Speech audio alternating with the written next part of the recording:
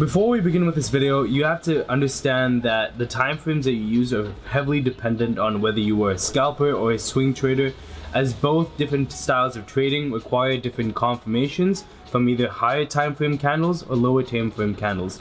So if you don't know yet, go and watch one of my previous videos to figure out what type of trading style suits you and come back to this video. Hey, what is going on, guys? My name is Sanjeev and I finally got a camera and I'm finally feeling better, so I'm going to be uploading more consistently.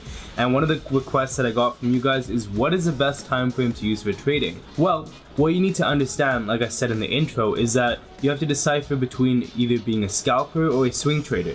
If you're a swing trader, you're going to be having more confirmations based on higher time frames, like the 4-hour and 1 day. And so you wait for those closes to ensure you can, for example, confirm like there's a support in a certain area or there's a resistance. And for a scalper, for example, you'd be looking at like the 15-minute, the 1 hour, and etc., trying to get confirmations on, for example, the wicks from candles and all that stuff in order for you to take your trades and allow for more confluence when you enter. So like I said, it's heavily dependent on whether you're a swinger or a scalp trader. There is no one size fits all, it's all dependent on you.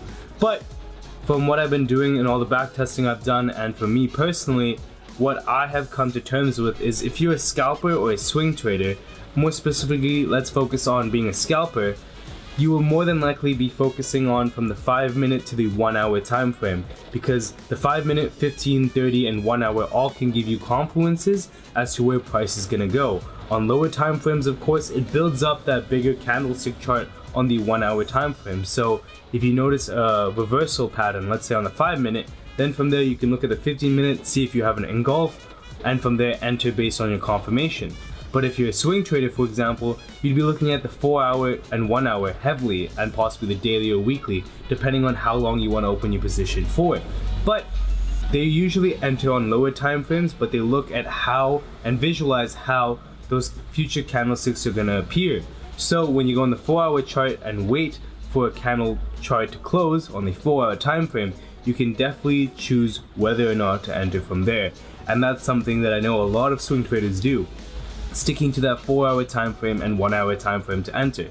So if you guys like this video, please give it a thumbs up. I'm going to be uploading a lot more consistently. This was something very fast and just straight to the point, because I know a lot of people are curious, like, what is the best time frame to use? And like I said, there is no straight up answer. You have to realize that the lower time frames, of course, make the bigger time frames. So you have to realize that the candlesticks are all together. It really depends on what trading style you are, and from there you can enter and close as you desire. Hope you guys enjoyed this video. My name is Sanjeev. Once again, if you liked it, follow me on Instagram, because I post all my stuff there on my stories, because it's so easy. I post my analysis, all of that. So that's a quick plug, and of course it's faster for me to post on there than it is to whip out the camera, film, and then post it on YouTube. No excuses though, I promise I will be uploading more consistently.